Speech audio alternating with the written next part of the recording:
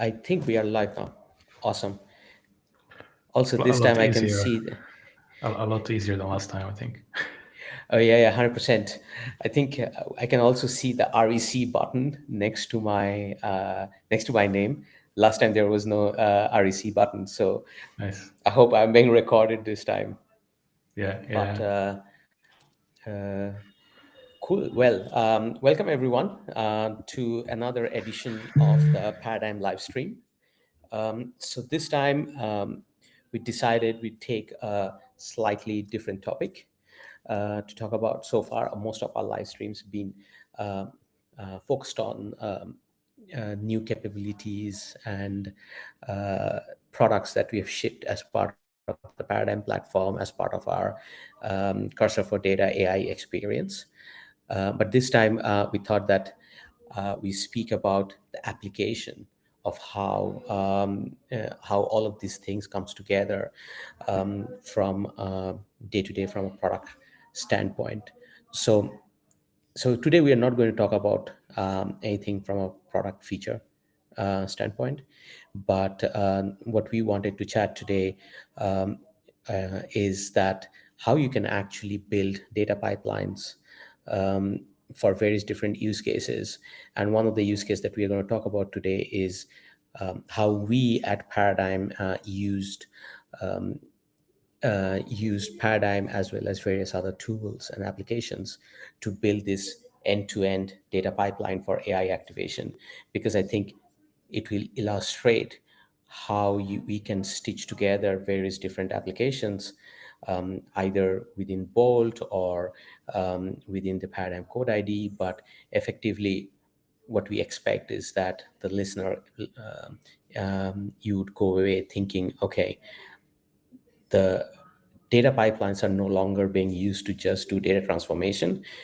The scope for data pipelines is a lot much broader than it used to be in the past, because nowadays every application that is showing some sort of data in an embedded form needs a data pipeline underneath. Every AI company needs to run data pipeline underneath their application, and this is one example of how that sort of capabilities can be unlocked using an application, using various different techniques.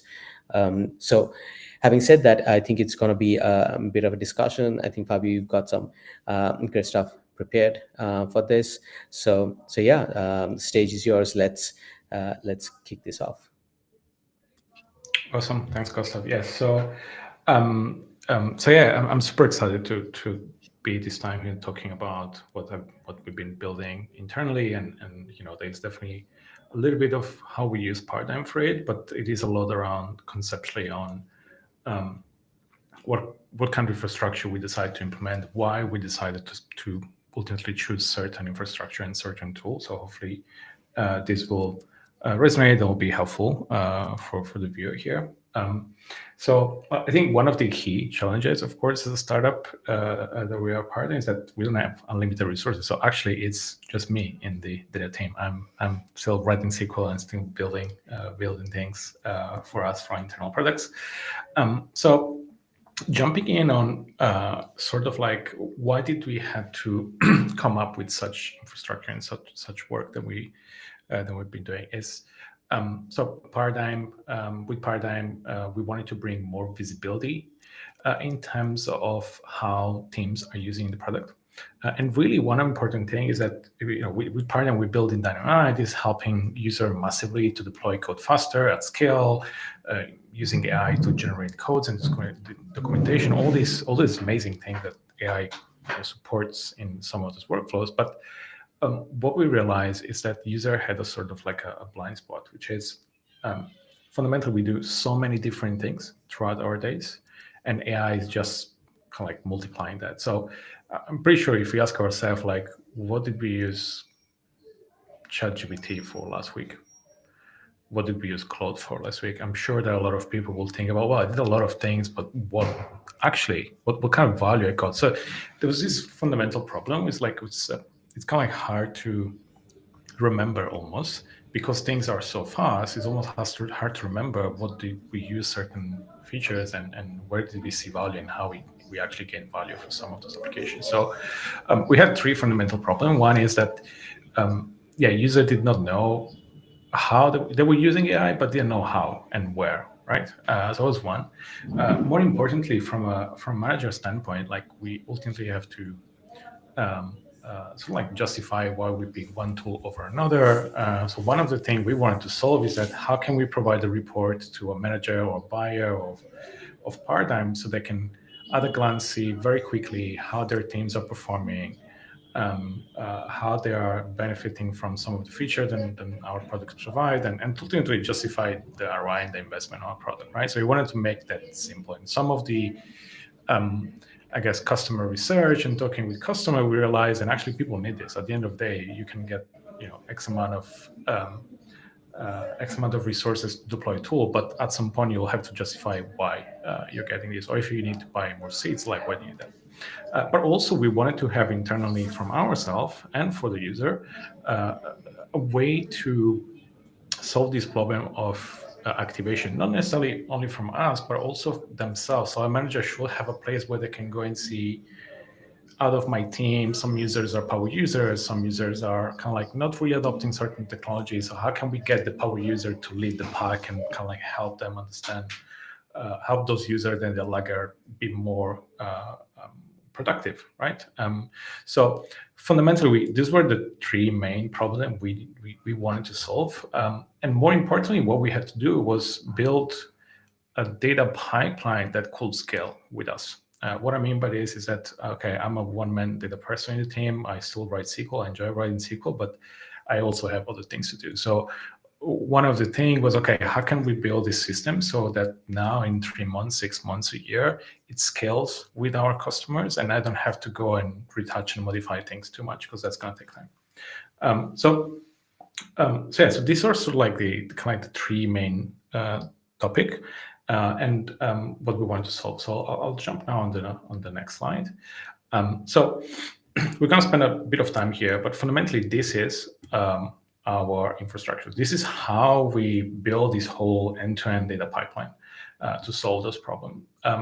Now, starting from the left, there is like a few things, and of course, we have to ingest data. Where is this data coming from? Well, we have Stripe and Auth0 as cloud SaaS provider that we need to understand, which plan a certain company is on, what kind of subscription they have. Do we have to connect to the right part, to the right team or the right plan, right? So all this kind of metadata that has to pull through Stripe, and then Auth0 because it's one of our provider in terms of authentication login. So we need to understand, did the user even log in the platform in the first place, right? And for this, we use Fivetran and DLT to manage the ingestion for us. Then the Paradigm infrastructure works in a way, then each of our customers gets their own databases. So this is a very interesting problem that we had to solve because you will need to aggregate the data at some point for various different metrics. And we needed to push all these data into BigQuery. We sort of like explored various different techniques, data transfer on RDS to BigQuery. Didn't work as well at the end. As your customer grows and scales, then you do have a problem, which is you start having many data sets, one data set per customer. You need to end up doing a bunch of union that you don't want to do. There's a point in time when you're gonna, and we eat that, which was a limited number of character in a SQL query, right? Like I don't write a union, but at some point you're gonna get that. So Yeah, I remember, right? Like we had such a large union block that at some point BigQuery says that you cannot have more than this many characters in a query, so BigQuery won't be able to even run it. yeah, So we've seen people like who try to kind of concatenate data across all their customers and that's never a good strategy because at some point the SQL just becomes too large.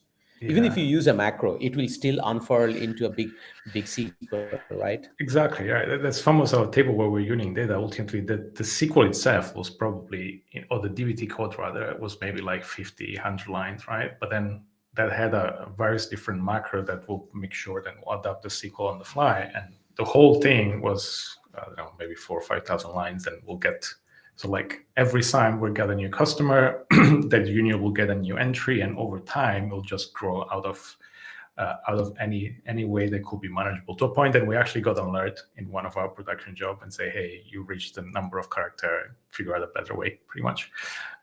So that was an interesting one. We didn't want to have, also a Python script that will duplicate the code and then write into like an individual table, like trying to hack things together that way, because fundamentally we end up having the exactly same SQL code across multiple DBT model.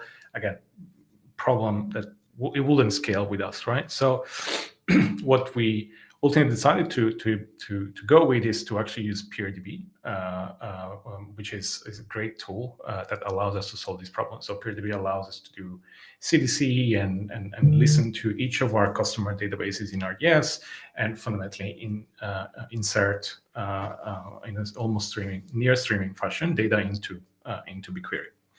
And that was a big improvement, because right now it means that we don't have to worry about if it's one new customer, 10 customer, 20 customer. The infrastructure just take care of itself.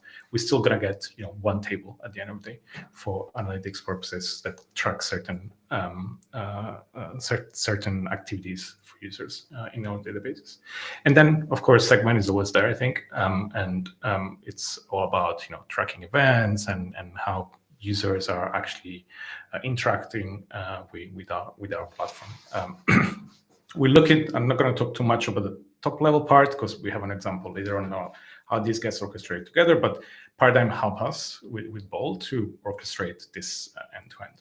Now, if we look at the next step there, which is where the data sits in BigQuery, the way how we structure our analytics platform is we have 3 separate BigQuery projects.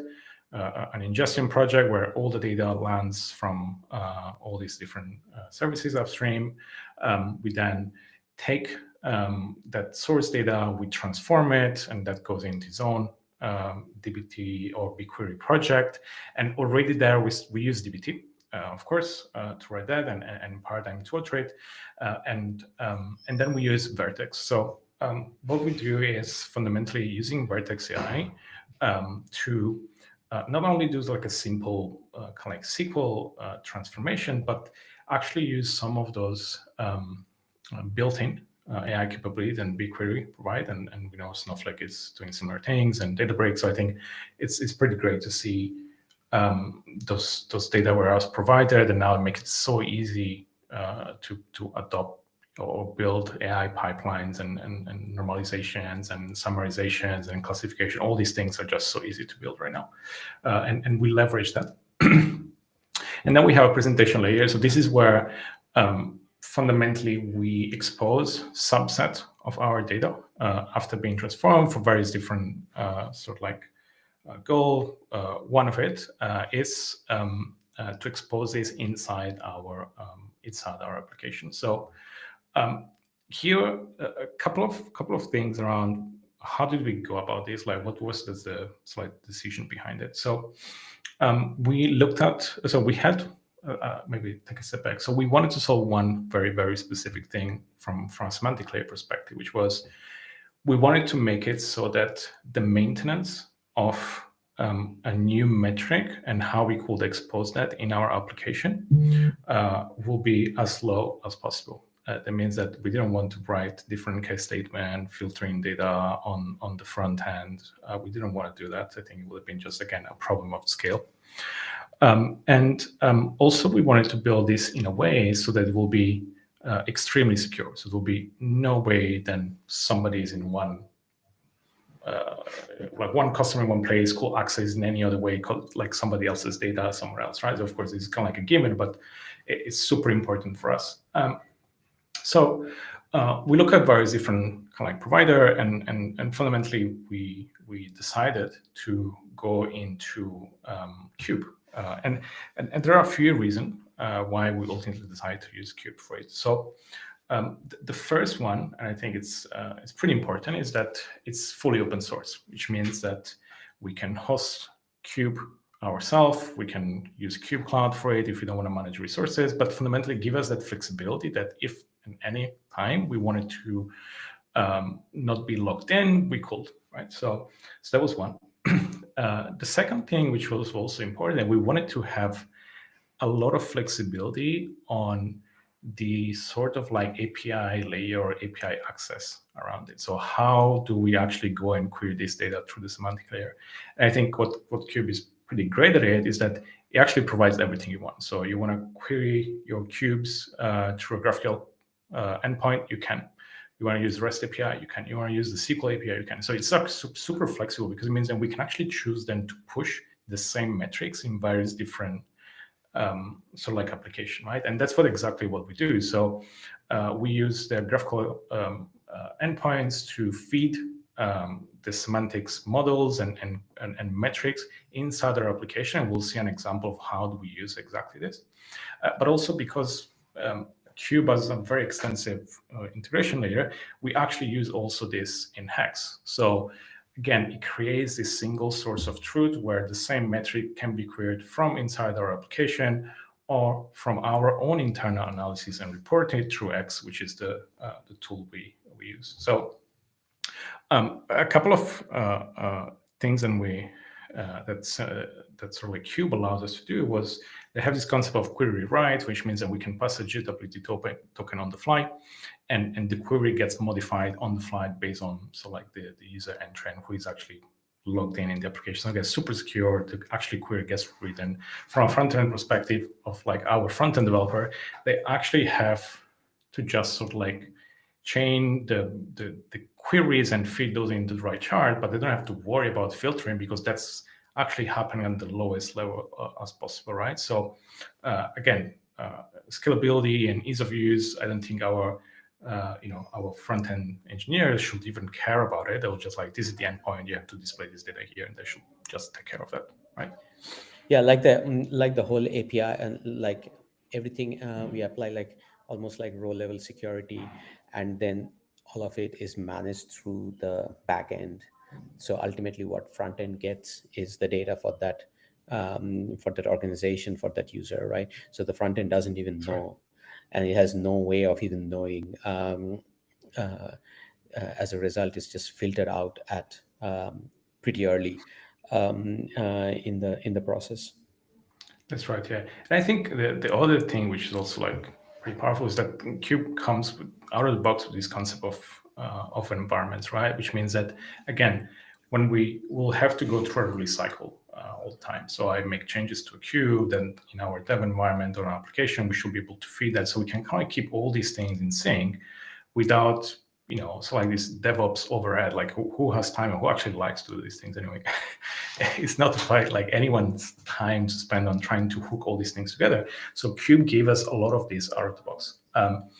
And the other thing, which personally I think is extremely important when we look at semantic layer and metrics and so on, is that there are always two main use cases. Internal use cases, we want to create a single source of truth, which are great.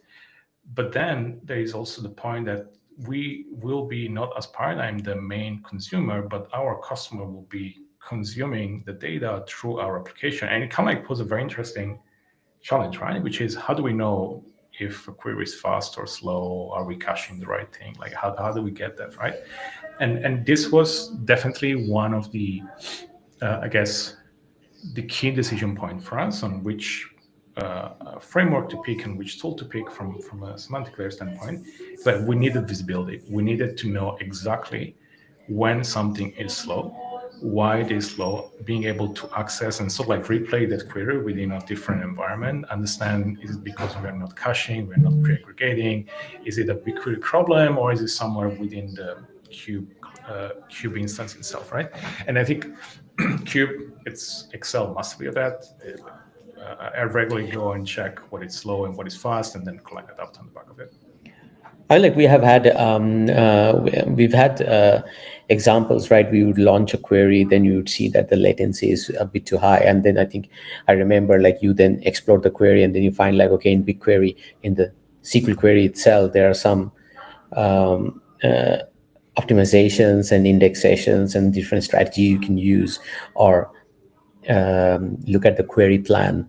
But all of that essentially comes from getting notified in the queue in the semantic layer that when certain query is slow or how it is performing. I think if you are using APIs for data applications, having logging and monitoring is table stakes, because otherwise your end users will say, hey, the in-app dashboard is slow, but then what happens afterwards, you know? Totally, yeah, and I think it's crucial actually, right? Because it's different when you are, building your own local dashboard to power your sales team. Not that they don't deserve, a fast experience, but it's kind of like internal to your organization, right? But like people will complain, you'll get to know, somebody will tell you, but you won't lose them as customer, right?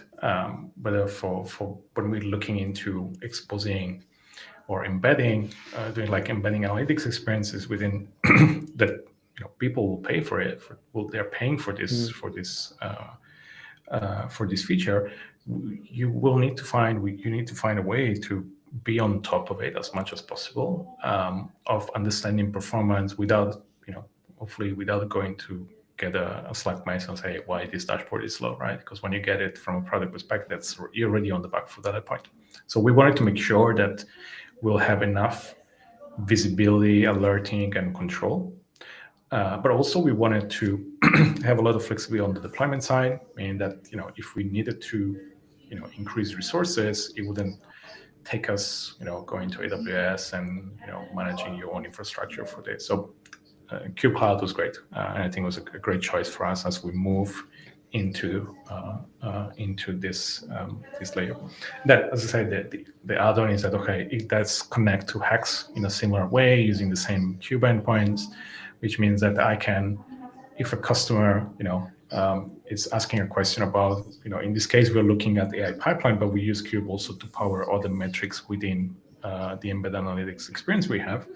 I'm able to actually go and look at the exact same numbers and the user is using through Hex, right? So I can look at similar metrics, and basically I can see what the user is saying, and I don't have to kind of like rethink about how that query is structured, and rewrite it myself, right? So kind of like brings that consistency there.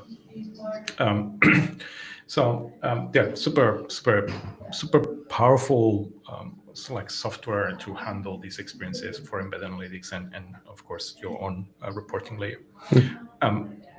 Then the other piece here was that around the other part, which is what about people that are not in our application, right? We still want to send them something. We still want to let them know that, like, hey, these are the metrics. This is how the teams is using AI within our platform. So we probably it's like half through the year this year or early in the year, we decided to simplify a little bit how we can manage external communication ultimately with Paradigm. Think of changelog and all these sort of things that we send regularly to our customers. But Loops also provide the ability to use transaction emails, right? So what we do is we take the same data that has been ingested, transformed to DBT, enrich and filter and summarize through Vertex AI and Gemini in our case. That's the one that we're trying. But the beauty of, I guess, the beauty of Gemini and BigQuery is that they kind of like have this concept of I think I call model garden, where you can actually experiment super quickly within our pipeline and see which model performs best, right? And there's a lot of aggregation, there's a lot of data, so you have to find a balance between speed and output quality, input token, output tokens. All these things have to come together. And with Paradigm, then with Bolt, what we do is we effectively call a REST API endpoint to send these transaction emails on a regular basis to the user. So, and we'll see an example of that, but fundamentally then what happens is that regularly there are dashboards that are powered inside our application that expose these metrics and these summaries that we generate through AI and this filtered data. But a part of that also gets sent by email.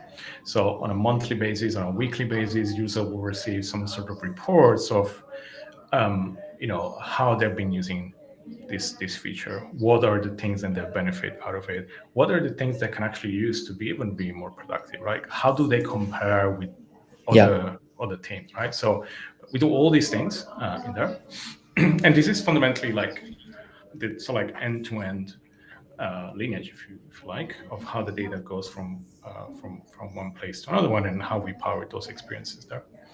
Um, so there are a couple of things I want to show you now, which is one, I guess, like an example of what is this AI SQL looks like, right? Like how this actually being constructed there. So let me just switch to the other slide here. Okay. Oops. Okay, here we go. Cool. Awesome. So this is a real example, okay, of an actual SQL query we use. We use Vertex AI to generate. In this case, we're using AI generate. There are also AI classify and ifs and a few others. But what I think is pretty good about it is that what this allows us to do is to compose dynamic prompt, right? So what we have is actual text. It is a concat function, basically. And inside the concat function, there's like a combination of system prompt plus actual data. Then we feed from our pipeline so that this whole summary is super personalized for the user, for the company all the time, right? So we can add all the different condition. Of course, you have a scenario where maybe you don't have data from the previous month, right? Or maybe there are certain things they're missing. Like you want to handle all these things so that the summary is as good as it can be using AI, right? So you can define instructions, of course, performance tier, then comes from the column, then how this was calculated before through SQL, how trend analysis should be done, what is the styling requirement we want to have, what are the considerations. I think those are things that are super important. Like, okay, if you're declining in the adoption, be nice and empathetic and try to think about solution rather than just tell the user like, hey, you haven't used this feature at all, right? So if it's the first time, based on the data we see, then this is the first time or the first month or the first week the user has done anything with that AI or the product, okay, set expectation of what this is about, like what they can do, right? And then I think the favorite one, and this prompt took some time to iterate and figure out how it will work best, which is this is a monthly executive summary, make it insightful, actionable, and worth reading, and not just a data recap, right? So we don't want to send people like, hey, this is what you've done. It's like, yeah, that's great, but what next, right? So we build the prompt and we build this pipeline in a way so it does suggest best actions, recommendations, actual actionable facts that the user can pick up and take away. And this, what you see, connection, the endpoint is a very specific like BigQuery configuration, but this basically allows us to, because they're using variables, to easily flick through whichever LLM we want to pick, right? So if now I wanted to go in and say, actually, I don't want to use Gemini 2.5, I want to use 3.0 because this is now it's greater, it's better, whatever. I have one single place. So I can go in our DVD project and choose like switch to this other endpoint or connection, and then it's kind of good to go. So there are many places where we use this. This is just an example of how the SQL gets constructed in there.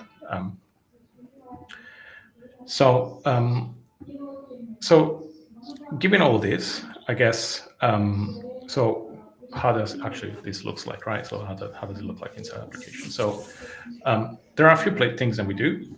So the first one is this one here. So you see on the left, we have this kind of like top level dashboards that the user can use.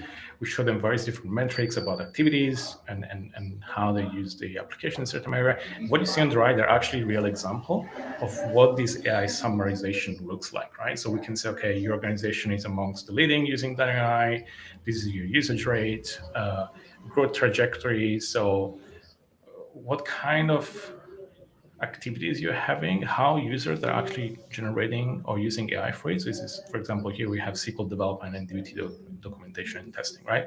I mean, it's a great metrics, but fundamentally, it's like we give you as much as possible this sort of intel, and you can access this at any time inside the application. You can look at previous month, all these things are there. So this is sort of like one layer of what we saw at the end of the pipeline on the right. The other one, which we go now, is getting insight on the end of user, right? So on the left, this is an example of a part, or like a kind of the top level of the email that we send, the one of the email we sent.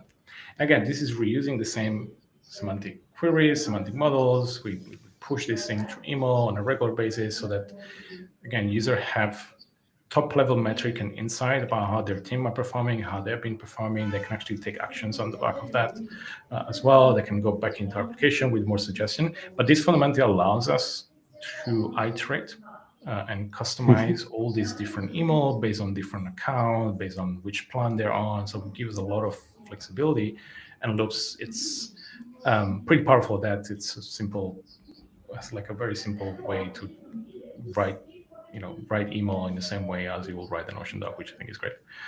Yeah. So I guess the next thing is like, how does this, how do we orchestrate now all this, right? It's actually super simple. So we use Paradigm for that, and Bolt, which is our orchestrator. So we actually have two simple jobs, nothing more than that for this specific use case. One, which is managing the Fivetran sync for us. Through Paradigm, we connect to Fivetran, we integrate with it, and we choose when we should trigger a sync in Fivetran.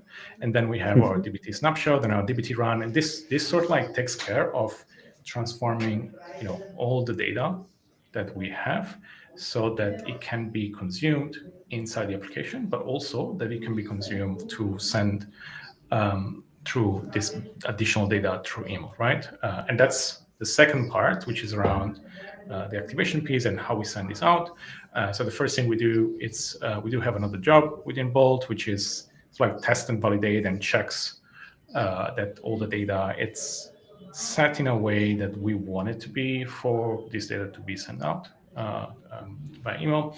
And then we use Poetry to manage our environments, and again, being able to run Python directly from Paradigm itself, and so like triggering these APIs to loops to send these additional emails, so that only a subset of user will get this email based on the type of email content we have, right? So we can have a lot of flexibility. In this case, is an example of a monthly AI summary there.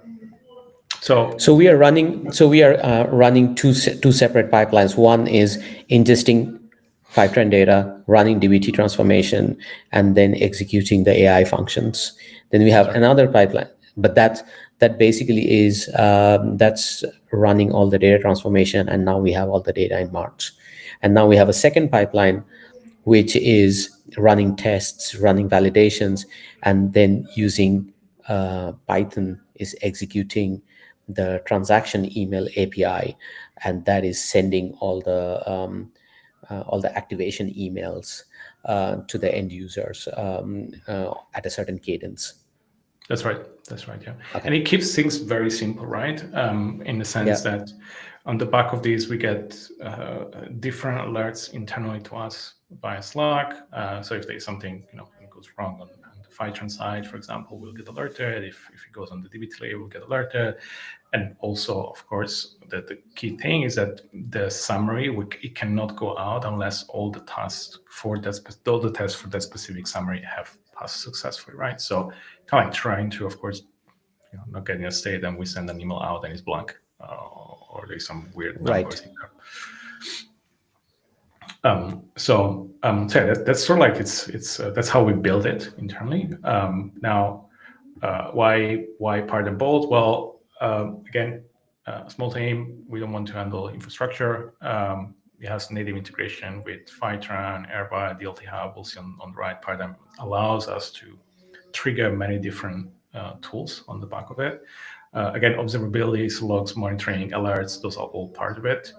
And on top of that, through the Dynamo agent, we're able to also send this kind of like summarized logs and back to Slack here. So it might be that I'm not around, and there's a failure. Well, somebody can actually pick up that failure directly from Slack and can fix it. So, we build it ourselves as well. So why would you pick something else in a way? But it's again like, how I don't want to think about this. I don't want to look at any orchestration day to day. It just has to run. And what I want to know is just has to run regularly. And if it doesn't, I want to know how I can get and fix it as quick as possible. Yeah, previously Fivetran would just run, or Airbyte or DL ingestion would run by itself, transformation would run by itself, and so on. But here, by being able to couple the right commands one after another and just sequencing it properly means that you can run literally end-to-end data pipelines. For the transformation piece, what I find quite exciting is that you are not only running the transformation part, but also on the back of that, end user communication, lifecycle marketing, then pushing data into the semantic layer, so that it can be served through both internal reporting, external reporting, or in-app dashboard. It just means that data is not just related to like internal reporting use case, but it also becomes part of your product and user experience as well. It's part of your activation sequence, it's part of your in-app product experience, and it's also part of your internal culture or internal reporting use cases. Totally. Yeah. I think it's for us, I think for most of the team, really, it's you want those things to be in one single place, ideally, right? You don't want to having to hook up so many different things together. Like another thing that I'm also like launching now is to use our Hex integration, so that on the back of that specific run, as soon as the run completes, then the related dashboard to that pipeline, they also update right away internally, right? And on the back of that, I can send an alert through the sales channel and say, hey, look, we calculated this, Yeah. sales revenue and whichever metrics we want to calculate, and we can make sure then the person in sales or in marketing, they go and they access the dashboard when they know then it's actually live and updated with the most recent data that we want to provide, right? So again, super easy. We just provide a project ID in from Hex within Bolt, and then that goes right. So they can receive alert. For example, it's like, hey, today's data has been updated, right? Go and make this call so we can close more deals, type of thing. Right. Right. So to wrap it up, basically, it's like, okay, what are we actually powering, right? With this pipeline. So we have these customer dashboards that we are ultimately embedded analytics, within our application. Product intelligence to kind of like help teams and know like what's working, what is not working, where to invest time and resources for the internal teams when using the product. It allows us, what you just say, to run those kind of like activation campaign directly using the relevant data. Okay. But also it allows us our own internal reporting, right? So I want to be able to understand, okay, people are using the product, it's great, but how they're using it, right? What kind of AI features, what are they actually using with DynaAI? What are they actually doing with it, right? Okay, I can see Yeah. that they're spending X amount of credit, but I want to know what kind of use cases they're trying to cover there. So the last couple of slides now are on, okay, what we will do different, if I have to reflect on things, is that or what we'll suggest to look into if somebody's kind of like starting on this journey is, I think over time, I've been working there for some time now, is that batch works. Reality is that batch processing, it works in most cases, or in a lot of cases, right? So use real time for when it's worth it, because most analytics. If your ingest, I always give the example: if your ingestion is not real time, what is real time? Yeah.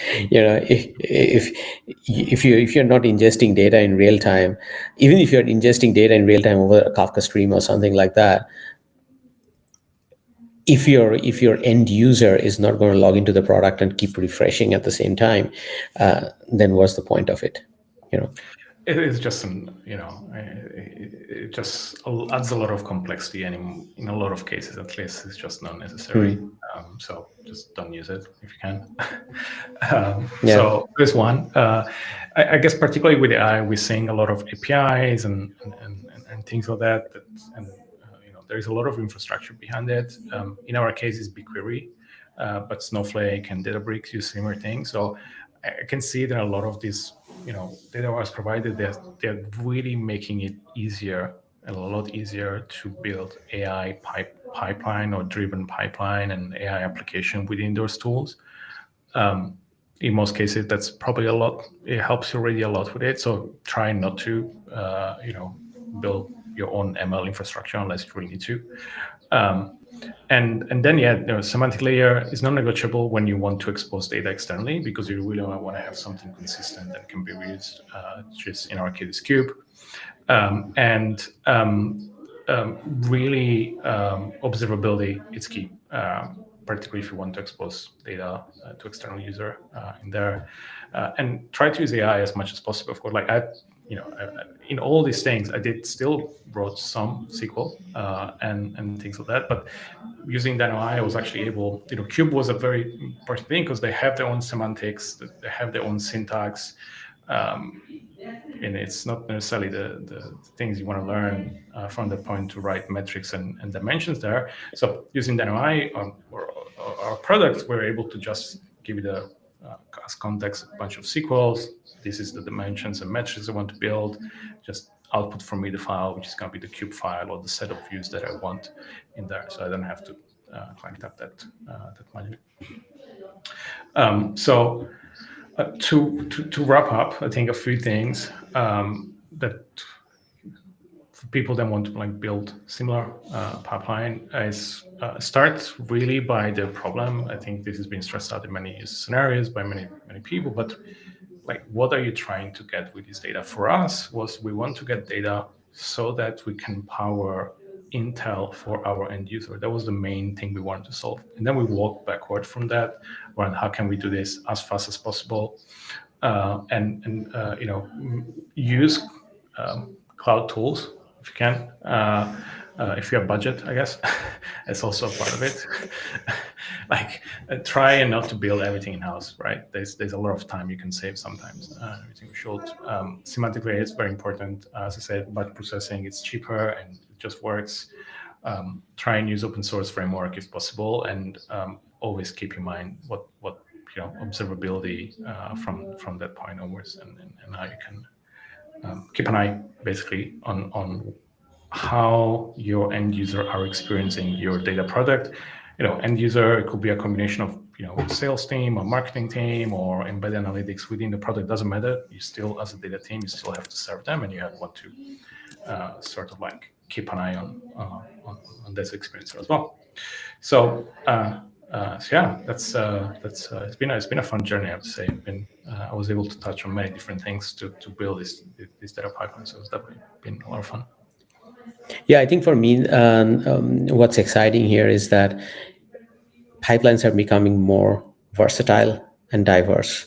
It's not just bronze, silver, gold transforming data through a medallion architecture. There is so much advanced and applied applications of pipelines that are coming up as product experiences are evolving as well. And the fact that we are able to drive every company, every user nowadays wants to companies want to let their users know how they're using the product. Users want to know how they're using the product so that they can justify investing in a certain product as well, which means that just having a naive transformation pipeline is no longer enough, but being able to couple data pipelines with data applications, I think, is the key here. That the the lines between how the data is being consumed and transformed, and how it is being consumed and used at various other applicant places within an organization is just changing rapidly. So, yeah, this is great. I was personally super excited as well to see like how all of it came together, and the fact that we were using Bolt to orchestrate all of it together in a single place. I think was a fantastic outcome and a great use case, for sure. Totally. And I think adding to that also, um, dashboards are useful, of course, but I think with in this new world, people have even less attention. So we really have to think about how do we give this information back to this end user. We want to have chart. We want to, give the ability to people to drill down and doing all these things, which don't make sense. But we also need to be able to provide this data in a way which it can be consumed at a glance super quickly. I don't have to go into detail all the time. So I think AI Yeah. has a pretty strong use case for helping those experiences. Cool. Awesome. Well, with that, I think we've come to a close on this edition of the Paradigm live stream. We should be back next week with another edition. We will explore some other more fun use cases as well. But yeah, thanks a lot for joining. Thanks, Fabio, for making time. This was fantastic, and happy Thanksgiving to all our US viewers and listeners. And yeah, until the next episode, thanks everyone. Have a great rest of the day, evening, wherever you are. Awesome. Thanks, everyone.